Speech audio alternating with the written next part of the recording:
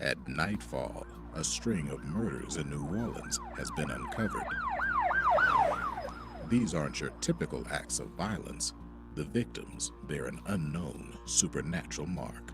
When the city's protector, Marie Laveau, is found murdered, a collective team of reformed sinners with supernatural powers, led by the immortal Jean Lafitte, are called in to solve the case.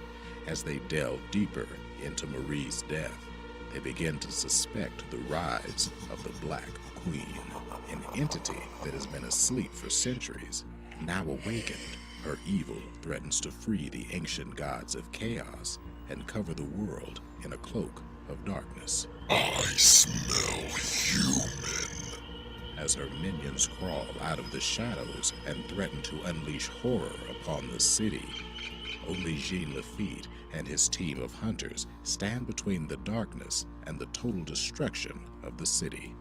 All help now rests in a team simply known as God's Hand.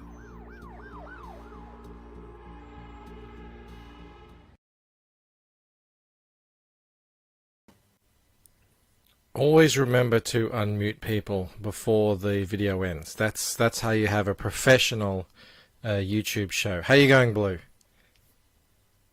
I'm going well. How are you going? I'm going fine. It's as people are noticing in the chat, we're here early, and that's because me, being the consummate professional that I am and planning everything in advance, neglected to realize yesterday when we switched over to daylight savings that would mess up the whole American YouTube timing thing as well. So it was only a couple of hours ago that I told you guys, oh yeah, I think I have to go early today. Or at least I'll try it. And Joe won't be able to make it. You can make it, thankfully. Bandito's working, and Poland can only make it at certain times anyway. So I only made it by accident today. maybe going forward, I might have to take a later lunch or something. I don't know. We'll see if we can figure that out. But we're here today. We're here now. Speaking of figure out, is it just me, or is everybody hearing Michael only in your left ear? They've changed something. Hang on. Does that fix it? Yeah. Okay, yeah. They changed something with the audio in the back end. And I think I clicked something silly that I shouldn't have. Okay, yes. You must have been sober. I must have been. How? We have a guest here today. Hey, Mr. Figaro. Is it Figaro or Figaro? Figaro, you got it right. Figaro, good. Mr. Fantastic. That's nice, man. I like Thanks. that. Sounds very respectable. With the Australian accent. Thanks so much for joining us today. We just watched your trailer, and I came to the realization that that's the first time I've ever watched it. And I don't know why. Oh, that's what I'm saying. It's great. Like the story looks and sounds great. The art is fantastic. I love New Orleans stories. They've sort of become a trope now. It's like you guys are exporting that little niche culture to the world. And I love movies set in New Orleans. I love TV shows, all that sort of stuff. So I'm like, why haven't I come across this before? And I don't know why. It's But, we're going to find out today. Here we are. Yeah. It's good now, though.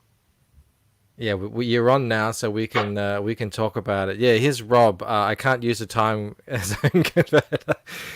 Look, we'll figure it out. Yeah, early today. I don't know. And you guys are all used to me, Anthony. They're all used to me streaming at 11 p.m. Eastern, but we went to daylight savings yesterday, so everything's out of whack for today. I got you. I'm on Eastern. I'm on Central, so it's all I'm always. It doesn't matter to you. Yeah, right. I'm always Before we start, let's say hello to the people who've joined us here today. We've got Jim Cox in the house. Someone new here called Jay Dishman. Thank you so much for joining us, Jay. Oh, hey Jay. Lord Crackhead's here. Rick Saylor. Todd's Truth. Lord Fanatra's here. How you going, Lord Fanatra? Mo Big says hi to the chat, and yes, he is called. Where did he call me out somewhere about starting early? Probably on Twitter. No, I don't think Mo is on Twitter. Oh, good for him. Leroy's in the house, and he says he's wiped out. He doesn't think he can gather the strength to tell me to F off. Come on, Leroy, bring it together. I know, I've been streaming for a long time, too. I got up early, and Shane invited me on his stream. He was launching his book, Starlight Cat, so I went on there for all of 10 minutes or something before he was like, I'm going to go. I hope it wasn't me. There we go. Early bird Bancroft strikes again. Yep, that's me. See, people get perturbed. They get vexed when I change the time. But he just keeps people like flaunting consistency. Yeah, they he's do. just showing off because he lives in the future. Yes, I know everything that's about to happen before you do. Jonas Olsen, 4 a.m. here. Well, thanks so much for joining us at this ungodly hour. And yeah, Mo says definitely not Twitter. Exactly. And Vilned's here. Great to see you.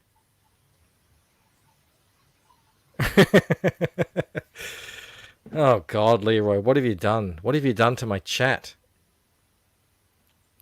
Thank you all for joining us. Even LB Fenrir.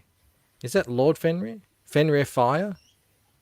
Anyway. Anthony, it's good to meet you. Yeah, like I just said, it's the book that you've got together is very impressive, and I was checking the dates of when it first launched and everything, and I mean, obviously I was around. I just, there's so many books. Sometimes things just fall through the cracks for people, and must be one of them for me.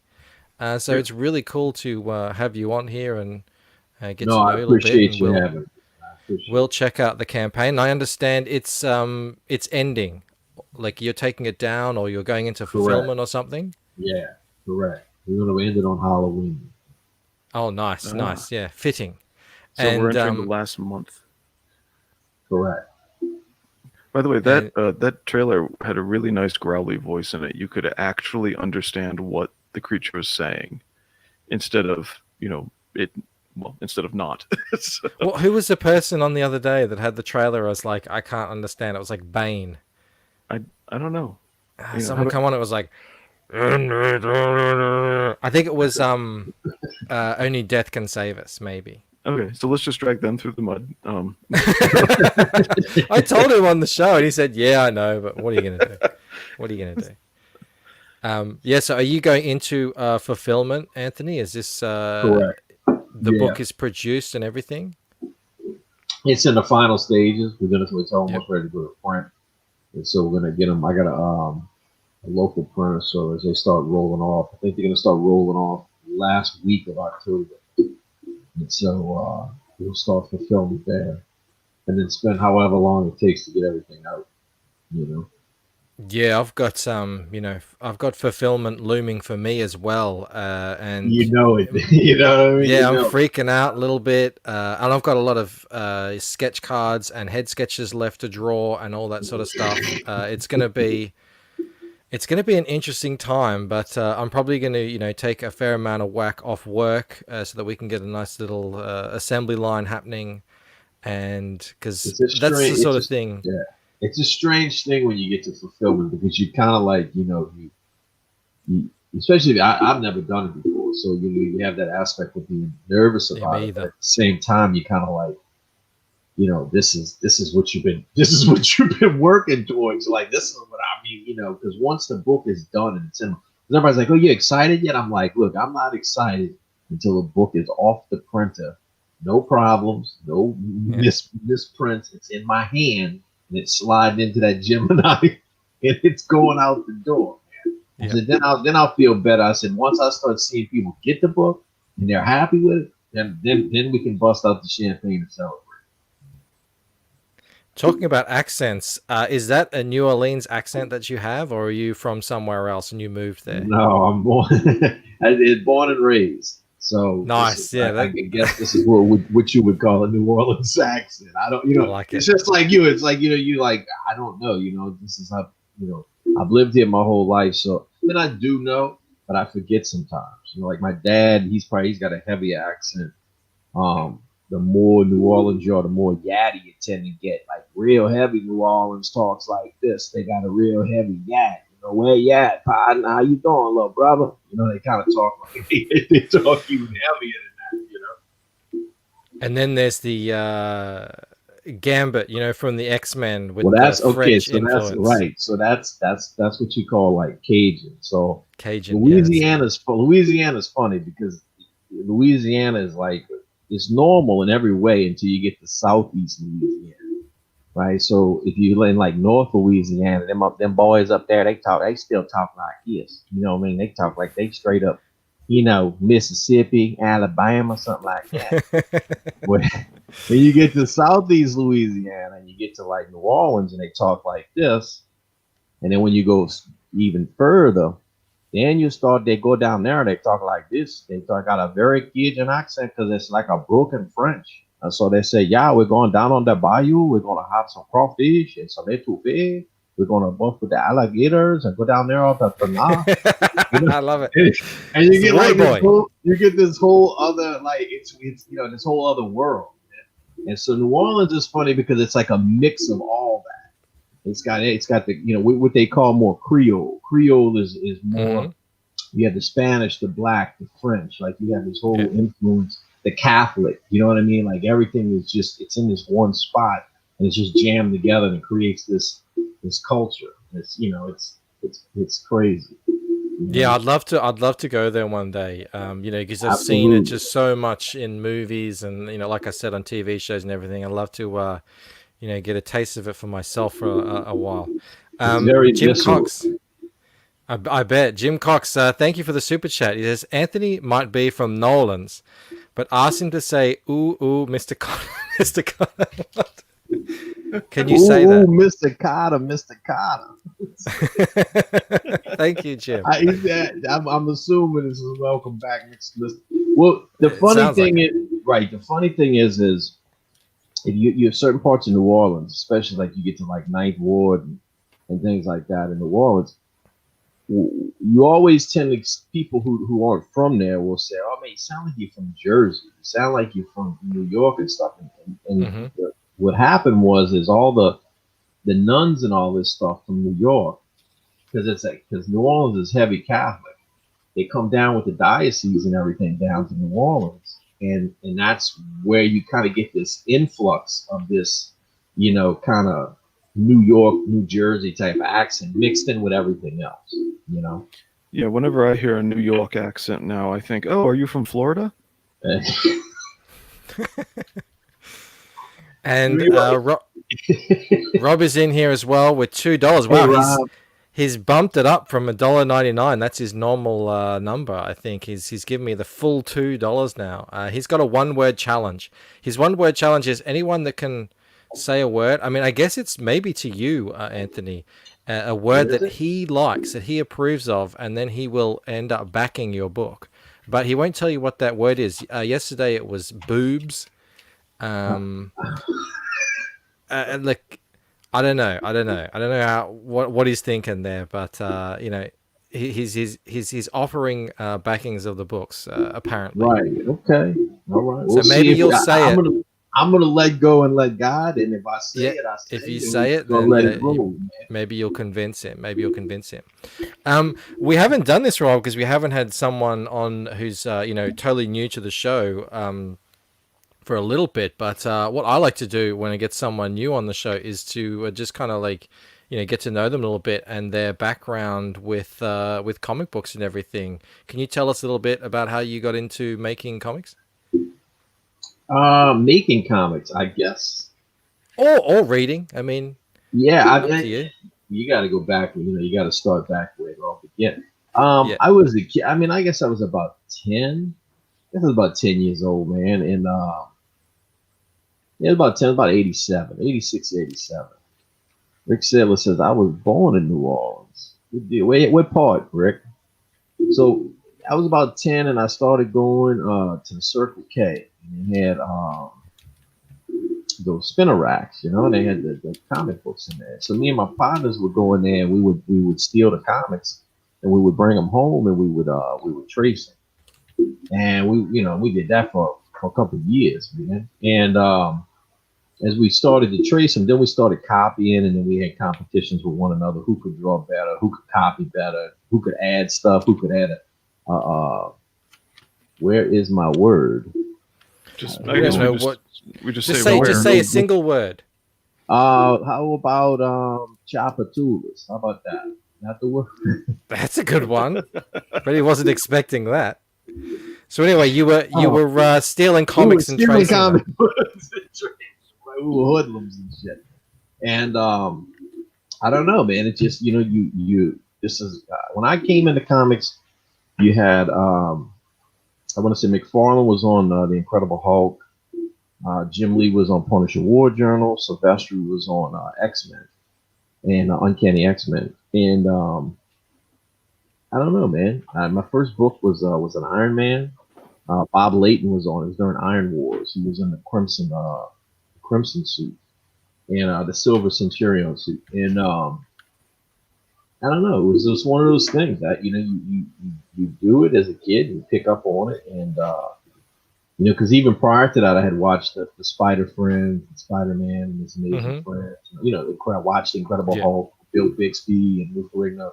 And even when I was around when they had the live-action Spider-Man show. So I was into all that stuff. Yeah, even without reading comics, we knew who all the characters were. Sure, and so I guess going into the stores and getting the comic books, it was just kind of like, I don't know, it just made sense at the time. And then I just stuck with it, and I had to be maybe 14 before I wound up finding an actual comic book store. You know what I mean? And then by the time, and then you get into the comic book store, and then it kind of, you upgrade, then you start learning about backboard. You're getting serious about it. Stuff, you know what I mean? Like, oh shit, I need to start taking care of my books and everything. Yeah, I used to have them in like a normal office folder, Man, with plastic pockets. I have most of the books I stole from when I was a kid in terrible condition. They're in terrible condition. Well, you had to shove them down your jacket and your pants. Yeah, I used to wear these loose pants, right? So like either sweatpants or like parachute pants or something like this, So you can get a bunch of them down in there, you know what I mean, and walk out. Oh man, I was too scared when I was a kid. I would never have done that. I would have been so scared of being caught. I think we were just too stupid to be scared. I don't know. We were just stupid, And so I think it was just one of those things where it was like, man, I want to do this. And this was at a time when it's different now. It's like it's kind of acceptable now. You know what I mean? When I was a kid, it was like comic books, man. Like, son, you need a real plan. You need a real. Man, I know exactly what you're saying. And so because there wasn't, now it's like you can go to college for storyboarding, and you can go to college for graphic design, but for video games, even for comics and stuff, that none of that existed. So it was really, a sucker's bet. But it was one of those things where I was like, man, I like this. This is what I want to do. And I guess I was about 23, and I finally went to a convention. I went to a convention in Chicago, Wizard World Chicago, and it was in 2003. And this was like when conventions used to be conventions. They used to be comic book convention. And look at this guy, Mulgrew. He was there with me. He remembered. That's one of my fathers from back in the day. We probably stole comics together, me and him. And but I went there, and it was when conventions were conventions, man. And like Marvel was there, and DC was there. I make a joke. I said, this is back when conventions, there was carpet on the floor. Everywhere you went, there was carpet. Everything was real nice. Artist Alley had all comic book artists. Like, it was just people who were trying to do books and stuff. And I ran into a guy, Marcus, who's my partner to this day. He's actually my editor and my letterer on God's Hand. And he was working with a guy Brent Irwin, and he had a company called Ape Entertainment, and they were doing work with Wizard and stuff. And he said, I got an idea for a book. And next thing you know, we sat down, we cranked it out, and that was the first time I'd ever got anything in print, And when was that? What year was that? That would be 2004. That came out in 2004, and then me and Marcus did a book. It was in an omnibus, and then me and Marcus did a book called Justice City Chronicles in 2005, and I dropped in October of 2005. And just so happens we'll be dropping another updated version of that probably the first of the year, probably in January in 21. We're going to drop another version remastered. Yeah. Right. We added some stuff to it, and then there was an issue that no one ever saw. It never saw print, and we recolored it and everything like that. But that's when I got in, and then like I said, 2005 was a tough year because even though the book dropped in October, Katrina smacked us in August, and man, I'm gonna tell you, that was it changed everything. Yeah, I've been through a cyclone here in Australia, and there was damage and everything, but it wasn't. I mean, it seems like from where I'm looking, that there's still the ramifications of that hurricane, are still felt today. It was that massive.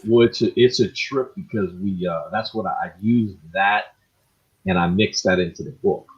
And so there's this incident in the book called the Katrina Incident. And so it kind of plays into things that we encountered during Katrina. And it's a trip because there's a hospital that's involved in the story called Lindy Boggs Hospital. And it's funny because Lindy Boggs Hospital, a medical complex, was destroyed during Katrina. And the building is still in the same condition that it was in after the storm. It's still sitting there all these years later. You know what I mean? And so we use this as this focal point that something happened there, and there was this traumatic thing that happened in this place, and the story ends up going back to that place and kind of ties it back into it. So it's kind of cool like that. But so that's my humble origin.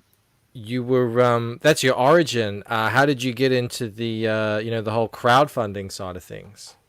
Well, when the Katrina thing happened, man, it kind of knocked me out of comics for about 10 years. And I want to say in 2016, I was approached by a guy. He said he had a book he wanted to do. He had a movie and he wanted to make it into a comic book first. And it was called The Chronicles of Count Carlos. And he said he wanted to basically crowdfund it. And he said, so I think we went with Kickstarter. He said before Indiegogo was what it was. And we crowdfunded it, and it was successful, and I got paid and everything, and we launched it at Wizard World, New Orleans, that year, 2017 in January. And it was something bled something back in me, man, because up prior to that, I had been doing, I was drawing prints and all that kind of shit like that. But there was something about making books. It's different. You know what I mean? You can anybody who's got artistic talent can be a print, can make prints, and they can go to conventions. They can sell prints. Yeah. Any artistic talent, you can do that.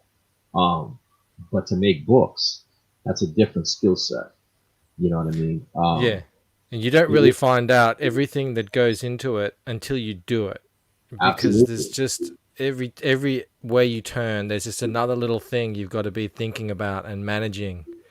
And it's a massive undertaking. I always say those of us who draw comics are a little bit crazy. We have to be, we have to have something that we can just shut off in our brain to say, okay, we're just going to do this, get this done, no matter what it takes. Absolutely. I mean, it's a craft. I don't care. It is a craft. It has multiple elements to it. You know what I mean? And like you're saying, until you lay down and you say, okay, well, I have a story. And you're like, okay, well, I got to tell it in this amount of pages. So that means pacing. That means cutting this. That means pushing this. How do I make use of my gutters? How do I make use of my page layout? How do I make use of my turn pages? You know what I mean? Like you start, it's like, it's not just drawing pictures. There's a composer. You're a composer. And there's and so that's what you're doing. You're composing this piece here. And it all has to kind of flow, and it all has to kind of come together. We're going to start shipping last week of October. but probably first week of November is when There you it'll go. start. Everything will start shipping out. I had to highlight Crocodile Tears' question because that's the second time they asked it. We were going I'm sorry, to I get missed to that that, one. and Rob asks $5 shipping to Australia. $5 shipping to Australia, maybe for you, Rob. Maybe for you. I gotta see if you're gonna back the book or not. You know, get back and we, you know, maybe I'll only charge you $7. I mean, you know, I like Rob. Rob's a good guy. He had me on. He had me on with the Clayton boys. Yeah, they're good. They're good guys. All right, let's bring up the campaign itself. We'll have a look at it. And there it is, God Hands. Mix of H.P. Lovecraft, Supernatural, and New Orleans legends. You'll end up with one hell of a gumbo. I like that tagline. I wanted to try and integrate something from that into the subject line of the video, but I just couldn't figure it out. It was just too foreign to me. So I thought I'll just play it safe. That's it, brother. Maybe you could let us know a little bit about a bit of a deeper description of what the story is actually about. Okay, so the story follows Jean Lafitte, and Jean. So the idea behind the whole God's Hand universe was that how do you? Because you're right, you're 100% correct. There's a lot of people who have used New Orleans as a backdrop to tell stories and stuff, you know. Mm-hmm. And every now and then you'll get these characters out of New Orleans. Marie Laveau, you know, everybody kind of knows Marie Laveau, Rudy Queen, and whatnot. But it's this idea of how do you tell a story about New Orleans using actual New Orleans legends, right? That's cool. You got people like Gambit and cats like that, but it's like, but Gambit's not a real New Orleans character. He's a Marvel, character that was thrown together to sound like he's from New Orleans. So I said, well, let me look. And so when I started looking into it. It's like, well, let me pull what I know. And so Jean Lafitte is a pirate. And Jean Lafitte was a real pirate. He fought in the War of 1812. He fought with Andrew Jackson at the Battle of New Orleans, and actually really was instrumental in helping win that battle. And we have streets named after him, parks named after him. There's actually on Bourbon Street, there's actually a place called Lafitte's Blacksmith Shop, and it used to belong to Jean Lafitte. And today you can go in there. It's one of the oldest bars in America that still is serving drinks. You can go in there and go buy drinks and shit. And so it was like, well, let me take this character, let me take Marie Laveau, right, and let me weave this story. Let me see what we can come up with. So I said, well, let me take this concept of kind of like Men in Black, but let me turn it into the paranormal. Let me set these agencies out, have these agents, and these agents work, to investigate paranormal, occult paranormal stuff. So I said, well, let me make this idea that you have this veil, over everything, kind of like Harry Potter, kind of like Men in Black. Mm-hmm. So there's a veil that's cast over everything. And so basically, most people see the world as just normal. And even when some people see like car wrecks or they see gunshot victims or they see murders and stuff like that, it seems like it's just the run-of-the-mill type of stuff, people killing people. But in reality, it's a werewolf attack, it's a vampire attack, it's a monster attack. And they don't see them that way. And so they send out people like Marie Laveau and Jean Lafitte to investigate these things, to track these monsters down, and either bring them to justice or execute them or whatever needs to be done. So they're part of this division. We call it the NOPD, which is the New Orleans Occult and Protection Division. And they basically are they hunt down high profile monsters and things like that. The story picks up where Jean Lafitte has been in exile for the last 15 years. And you don't quite know why he's been in exile, but he gets a call and they tell him, look, Marie Laveau has been murdered and we want you to come in and we want you to solve it. And we're going to give you 48 hours. We're going to reinstate you for 48 hours. You have 48 hours to find out what's happened to Marie. And there's an item which was stolen as well. And so he and his team come in, and they basically, the story is following him, hunting this killer down. And like I said, he's got 48 hours to do it. And then as you're going through the story, you start to find out, well, why was he exiled? What was the fallout from all of that? What is now he's coming back. What does that do to the city? And so that's kind of the start of the story. So this is the first arc of the story. There'll be 2 more books that'll follow. Mm-hmm. Now, Rob says it is actually $5 shipping just all over, international included. I thought I had fixed that. Look at the I got the international signature series. I thought I had fixed that, but I have the international one. Take a look at the international one, Rob. That's the one you want. It's got extra stuff in it. That one's got $25 shipping, but what we did was that one right there. But what we did was we added because the regular signature series you get a bookmark and everything gets signed. But in the international, because we're charging $25, we added extra stuff to it. Yeah, he's picking the wrong tier. Well, I mean. Oh yeah, we threw in an issue of Count Carlos and some original artwork. Yeah, so you get you pay a bit more for the shipping, but you get a whole bunch of stuff. Correct. Mm-hmm. You get what we call lanyard. That's extra.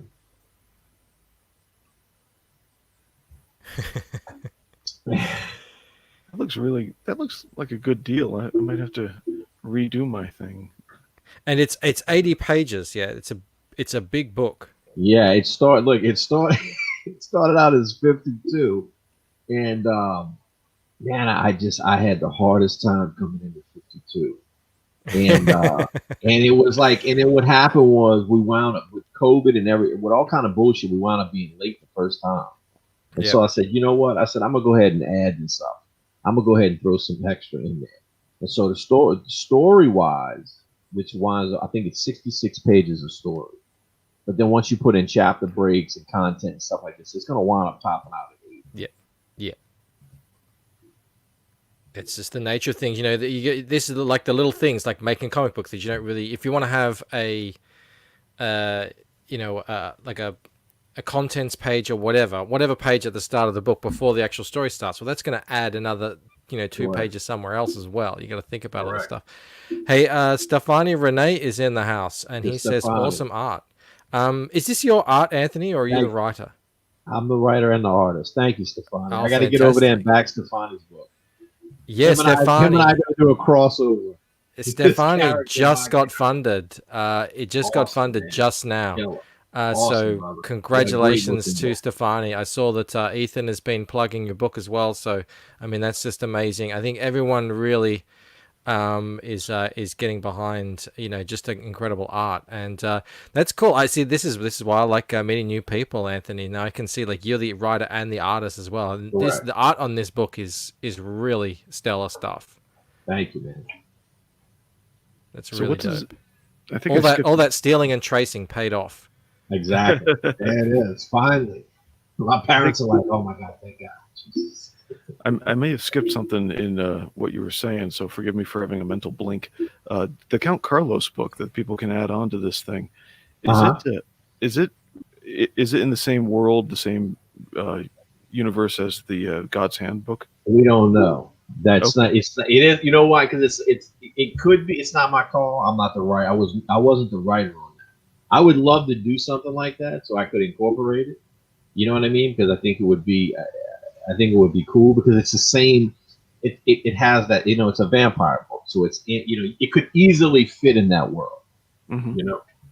So I could lie and be like, yeah, it's absolutely in that world, but it's primed to be in that world. I would like to, but the writers would have to okay it. Yeah. Did you do the art on all these prints as well? Yeah, the only thing that I did not do the art on is there's a variant cover that was done by Andy Kuhn. It was a trading card, that one right there. That's the Andy Kuhn print. Andy Kuhn did that. Yeah, I can see that's a different style. Very cool, though. I like that really graphic kind of river of blood. They did a good job on that. We took that image and we turned it, if you scroll down, one of the, not only you get the print, but one of the stretch goals is that. We turned it into a Death's Tarot card. Oh, nice. And are they sort of like oversized cards, or are they normal Yeah, no, trading side cards? those are tarot size cards. Yeah, tarot. Yeah, cool. I think it's 2.5 by 4.5, Yeah. or it's like 2.5 by 4.5, 4.75. It's somewhere around those dimensions. Yeah, yeah, that's cool. But it's tarot size dimensions. Yeah. We also added in that print, not that one. Everybody gets the Andy Kuhn print, but we added in the Red Temptress. And everybody gets the 2 cards. Everybody will get any bookmarks you can pick, but that print comes with anything to get. That print right there, everybody's going to get that print. We threw that one in. She's the Red Temptress. Yeah, we threw that in because again, we even though COVID and all these things had slowed us down and we missed our first delivery, I felt like because everybody was really cool about it, and all the fans were really, really supportive and really patient about it. And so we said that I wanted to do something, and so we threw in the extra pages. We threw that print in, and then we also threw in what we call a lanyard pack, which is like I said, in New Orleans, lanyard means extra. So we threw in what's called a lanyard pack, which will everybody will get a lanyard pack, which will have 4 uniquely New Orleans items in them. And then what we did was we got 30 die cut stickers. So we're going to pick 30 random people to send them the die cut stickers. And then I made 10 additional bookmarks, exclusive bookmarks of that character that you've seen on the cover of Andy's cover with the sickle. Mm-hmm. We made 10 of those, and we're going to pick out 10 random backers and send those out. Those will be numbered and signed. And then we also have 5 trading cards, gold metal trading cards that we'll pick 5 random people, and we'll send them out. The prints are going to be they're going to be like comic book size. I think they're actually like 5.5 by 8.5. They go into the Gemini mailer? Correct. Yeah. Correct. Yeah. And so that's what we did. We added all of that.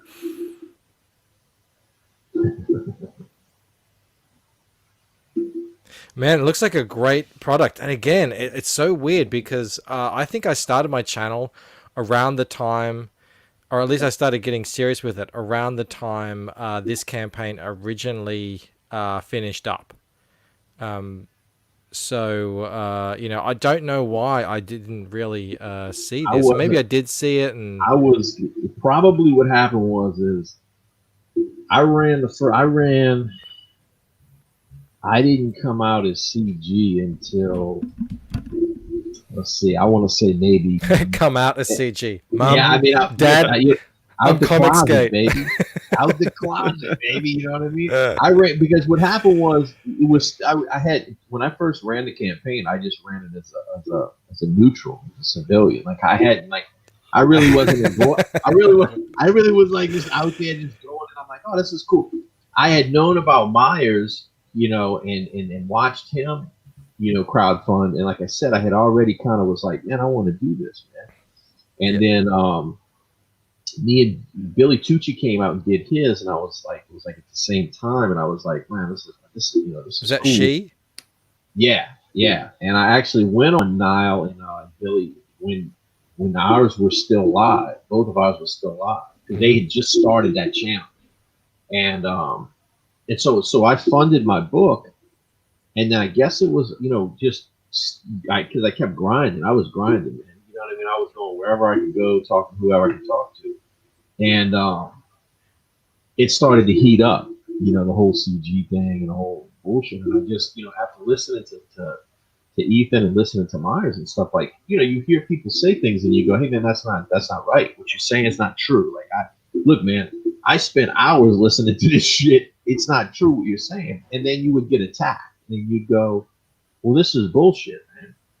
So so you start realizing, like, if this is what this is, so you're saying that I can't speak truth. If I speak truth, I'm going to get attacked. Well, then when you start understanding that the people who are attacking you for telling the truth are the people to whom you wish to stand against. these are the people to which you wanna. If there's a fight to be fought, then this is it. And so then the next thing you know, Preston,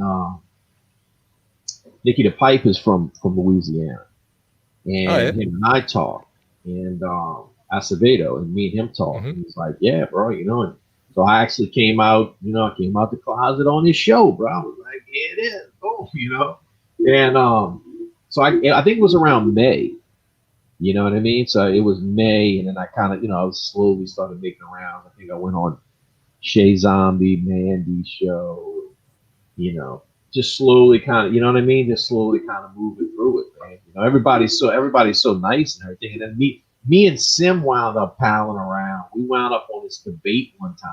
Him and I were on a debate. We were debating.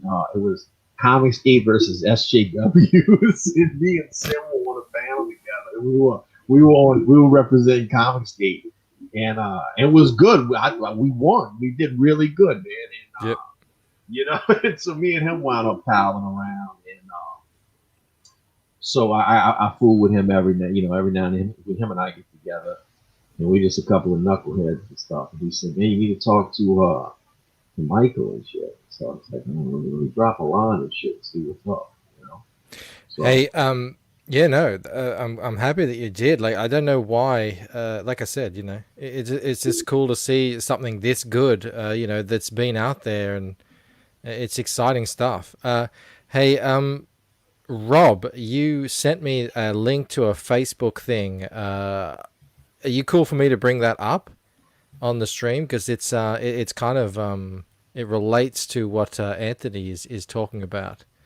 Hopefully he's listening in the chat there. He sent me a link of a guy essentially on Facebook. I'm not on Facebook, so I've only just got this one link. But it's a guy, you're just like wondering what the hell is going on in comic book crowdfunding. How are these people raising all this money? And it's an interesting question that is even asking it. And then there's comments, as well, with people's answers about what's going on. Did you, when you came out, CG, did you, did you notice anything different with your campaign or people's, how they deal with you, good or bad? Nah, man, because I was, because I always because I'm known as the type of person, man, that what you see is what you get, and I always deal with people, whether you like me or not. I deal with people fair. And so you may not like my politics, you may not like this, you may not like that, but you won't catch me, you won't catch me acting an ass, man. You know what I'm saying? I try to stay pretty principled in what I do. If I think something's right, I speak. If I don't think it's right, I'm not gonna back something or take up for something that I think is against my principles and is wrong. So I didn't have any real issues with that. You know what I mean? But I was kind of like, but at the same time, I'm kind of like Naked Comics. That's my friend Trevor. But hey Trevor. But he knew you before you were famous. Yeah, before I was famous, before I was infamous. But I've always been kind of like I guess like a lone wolf or solo cat.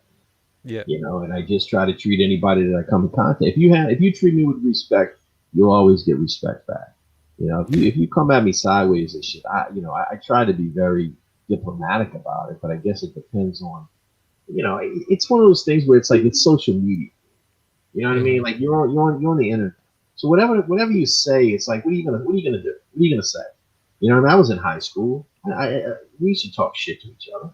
Like, what are you gonna say something about me? Like it's like, look, man, I got a family. I got a job. I got a real life. Like what do you know what I mean? Like what are you gonna do? You know what I mean? You're not gonna come visit me. You're not gonna come see me.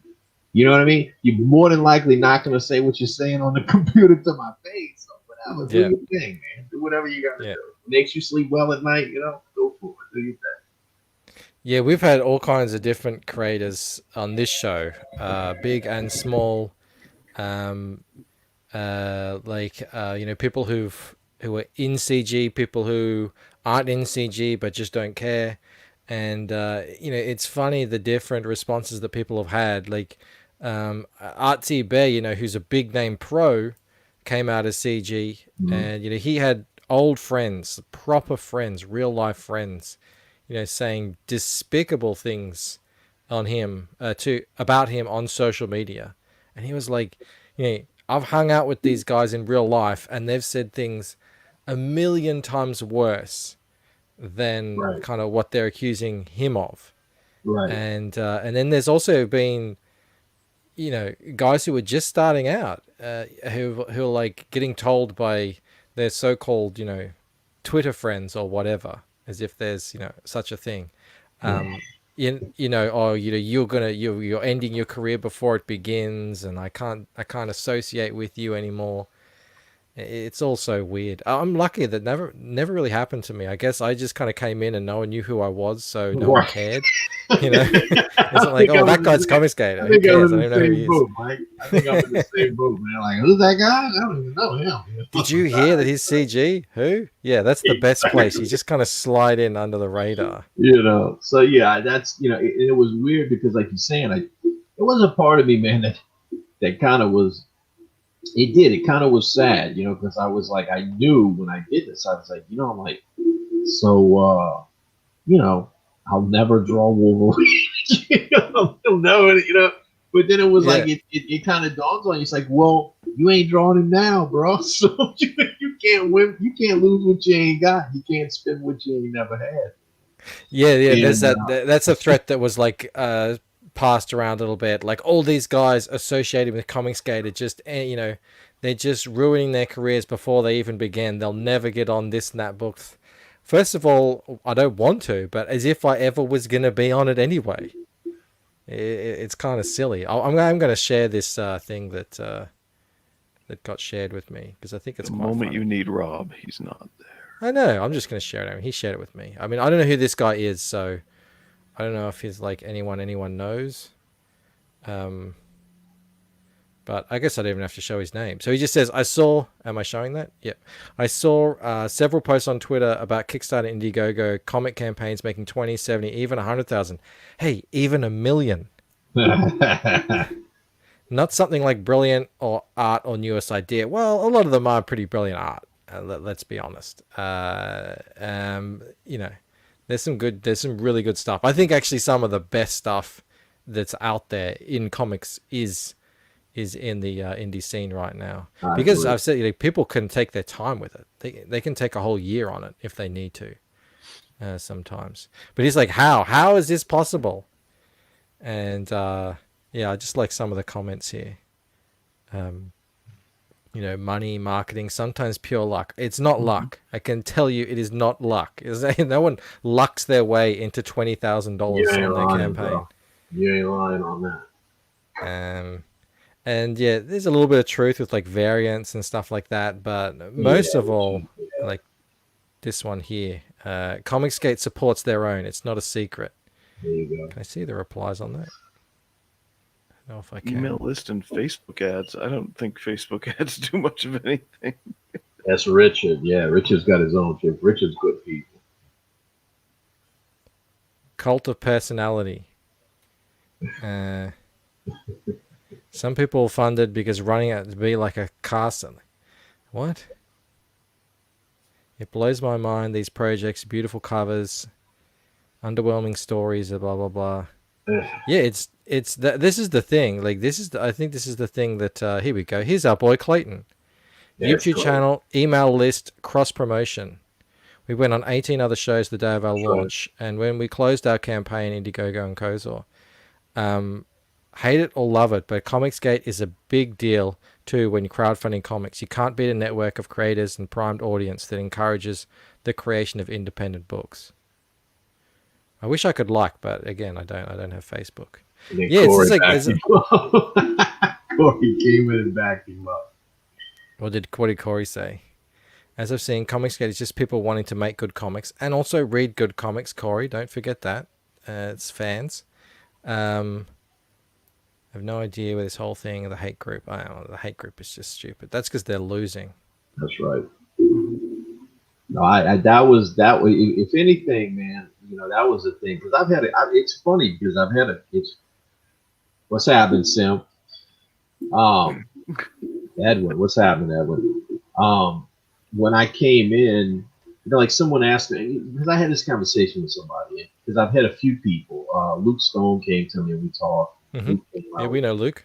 Luke came to me. We had this conversation because I knew Luke before he'd come out. We had this conversation, and he asked me about it, and I was like, "Yeah, man, I've had this conversation with a few creators, and it's always that kind of, if they want to, like, once they start looking into it, it's like they don't understand. It's hard to reconcile what they're seeing with their own eyes versus what they're being told by everyone else, and they're having a hard time reconciling all that stuff. And so, like, it's like, and I tell them, it's like, that's the thing is, you have to look at it, see it for what it is. I mean, at the end of the day, what you have to look at it. And this is my what I tell them. I said, the test is this. I said, look. I said, I'm in CG. I said, I can promote anybody's book on my page. I said, it doesn't matter what they are. I can put anyway. It doesn't matter the SJW, whatever. I can promote anybody's book. I said, now, SJW can't promote my book without getting torn to shreds. I said, that's all you need to know. That's all you need to know right there, bro. That's everything you need to know. I said, when I joined CG, I said, let me tell you why CG succeeds. One of the reasons I believe they succeed over everybody else. Why CG succeeds over the mainstream? I said, because they got a fellowship. It's that simple. Those people, when I came in there and I said, hey, man, I'm CG, this and that, all those people welcomed me in. Bro. And they were all like, hey, man, you go on this show, come on my show. Like, I didn't have to do no secret handshakes. I didn't have to sign no contracts in blood. I didn't have to, you know what I mean? I didn't have Not to. yet. That comes after the show. That's fine. Listen, if it's more money, I'm willing to do some things. You know what I'm saying? But it was just a bunch of creators, man, who were like, hey, man, we're just here to do our thing, and it became this free zone. Comicsgate is a free zone. And you can come in here and you can create what you want. And the people in here are going to support you and help you to get your product out there. Now, if it's a good product, man, people are going to want to see more of it. But Comicsgate will support you in a way that you will get your product out there to the masses. Whether they like it or not, that's a whole different story, man. But Comicsgate has a fellowship, and that's really what separates it from SJWs, from mainstream, from all this nonsense. They all cutthroats, man. They'll cut each other's throats. I was out there. They'll cut each other's throats. And CG, it's not really like that. Everybody wants everybody to succeed, man. We're all trying to pull each other off and shit. Yeah. And when a big book launches, everyone gets really excited. That day becomes, is surrounded by that book. Everyone's talking about it and sharing it. And it's like, that's the whole thing. It's not rocket science. That's why that comment made me laugh. Like, how are these people making this amount of money? Well, if you don't have to walk around on eggshells and worry about, if I promote this guy, how's it going to look, from my friends who, and all this sort of stuff. And you just ignore all the bullshit, like hate group nonsense out there. And you just get in the business of loving books and, helping others get their books out there and read them and talk about them and all the good stuff like that. This stuff is possible even for, guys who have a lower profile, like me, especially. You've done cons. I hadn't done anything. I didn't even know when I started this, I didn't know anyone, not a single person in comic books. I just got onto Twitter and just, started following people and talking to people. And then, day by day that grows. And, who knows where you can end up. That's it. It's that's what I'm saying. Like, it's not rocket science. They're just not in a space where they can actually do that. Because they do have to be worrying about, what a whole bunch of people are going to be thinking and all that sort of stuff. It's a crazy thing. It's a weird thing, but it is what it is. Hey, good for us. Absolutely, I'm gonna tell. Look, for sure. Let them keep. If I miss it, sorry. What is the Count Carlos issue? All right, Count Carlos is a book that I did. Well, I worked on. Two writers wrote it. Basically, son of Dracula, and they suppress his vampirism. Because it's half human, half half vampire. So how the story goes is he eventually stops taking the pills. He doesn't want to take the pills anymore. And in the process, there's a coup that happens that they try to overtake Dracula. And then they find out that nobody knew he had a son because it was hidden. So then they find out he has a son. And so it's the first issue in that arc. I think it's a 28-page plot. I didn't write it, but I drew all the art. Yeah. How many comics have you made all up? Let's see. We did Justice City issue 1, which saw print. Justice City issue 2 did not see print. Chronicles of Count Carlos and this one. So 3. This will be my 3rd. Mm-hmm. Yeah, because I mean, this is my first, so this is going to be a whole big thing. I just got my first ever test print of a small. I'm doing a 10-page preview of the second book. Everyone gets that with the first book, and so that's the first time I've actually had a printed kind of comic, even though it was only 10 pages. It's dude. It's let me tell you the story. It's something to have you. It's something to have you. But my very first one we did, I was in an omnibus. It was an omnibus. Yep. And it was black and white, which again, never been in print before, so I didn't care. The cover on the book was so terrible, bro. It was so terrible. I didn't even look. I didn't even want nobody to see the book. It was terrible. I was like, oh, bro. So Marcus felt the same way. He's like, nah, bro, we ain't going out like this. We're going to make our own book. So then we made Justice City Chronicles, and we did that and made it its own book.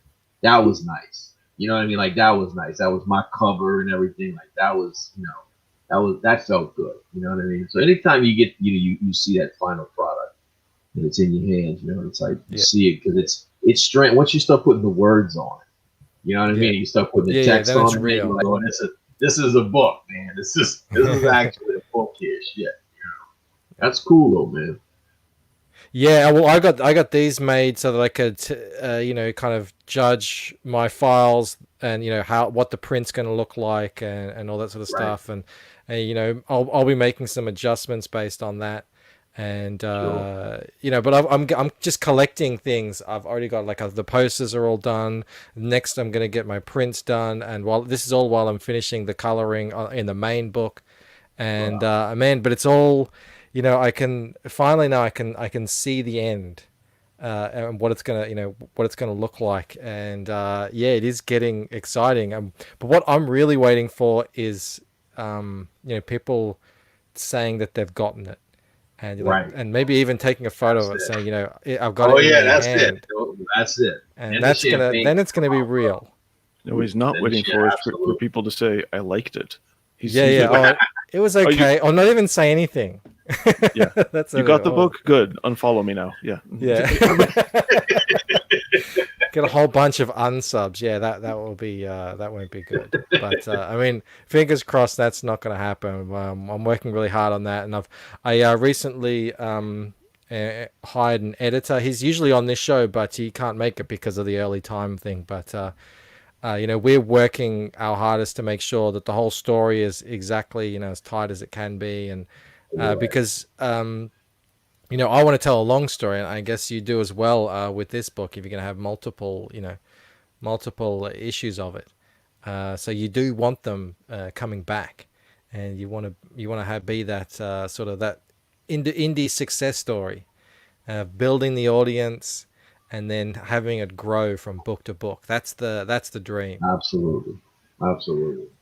Well, Anthony, my hour is up. But hey, we should actually refresh this and see if you got a little bit of a Bancroft bump while you were on. Let's see if Rob came through. If he liked the word that you said. Well, you got 2 more backers. Hang on, I refreshed the wrong thing. I always have a couple of things open. Where is it? There's it. There it is. I always be worried that I can I'm going to kick myself out. There you go. 2 more backers. Fantastic. Well, yeah, and like you said, the book is you're going to close it out on Halloween. Halloween, yes, sir. On Halloween, and then it's going into fulfillment a little bit after that. Correct. So that's fantastic. And you're using a local printer, so everything should be nice and quick as far as. Yeah, man. So yeah, I'm doing the same. I'm getting the same thing Mike's getting. I'm going to probably what's happening, Keno. I guess that last week. Well, actually, prior to that, I think either next week or the week after, I'm doing the same thing. I'm sending the printer the cover and like 10 interiors, so he can print me a sample, so I know what the cover looks like, and I know what the interiors look like. You know what I mean? So you got to have it done, because the worst thing that you would have is like there's something that's just not right about it, to the point where it's really bugging you, and that's what you have to send out. That would just, oh man, that would do me. You trust me. I learned my lesson with that first book with that cover. It's like, let me see it first. You know, so that's absolutely. that. So by the time it gets ready to roll off, as far as the feel of the book, the cover, the pages, and all that stuff will be locked in. And do you have plans for a second God's Hand book? Yeah. So what's going to wind up happening is I'll get to work on that, and then we'll launch Justice City Chronicles remastered version, which again will wind up being, that book's going to wind up being about 60 pages. That'll come out. We'll launch that. What I'm hoping is that I can get the second issue ready to be launched in April. I'm hoping to be able to launch it in April, is what I'd like to do. Like, one of the things I learned is I really want the book to be halfway completed before I launch it, which I didn't do this first time. Again, I learned a lot of lessons the hard way on this one. So it's all about, though, as long as you learn them. Correct. That's the goal, is to be able to launch God's Hand 2 in April. Well, Lord Fernatra says, keep up the good work, Fly Guy. Thank you, bro. He likes your swagger. Thank you, bro. Thank you, my friend. And I like how you came on with a hat, because after all, Comicsgate is a hat group. So is it okay? All right. Yeah, it is. It is. That's the retort. It's one of those things where it's just, my daddy used to wear them, so I wanted to wear them my whole life. There you go. All right, Anthony. Thanks so much for joining us today. Thank you for having me on. It's been a pleasure to meet you and check out your book. Thank you, brother. Fantastic. Blue, thank you for joining us as well. Yeah, next time, Blue, you got to talk a little more, man. Hey, you guys were doing fine without me. I didn't want to break it. No, I'm looking forward to this, Anthony. Yeah, you're right. Thank you, brother. And of course, to the sexiest chat in CG, thank you guys so much for turning up and joining us today. Thank you for all the questions and comments. They were great as always. And we will see you tomorrow with another show. All right, guys. Bye.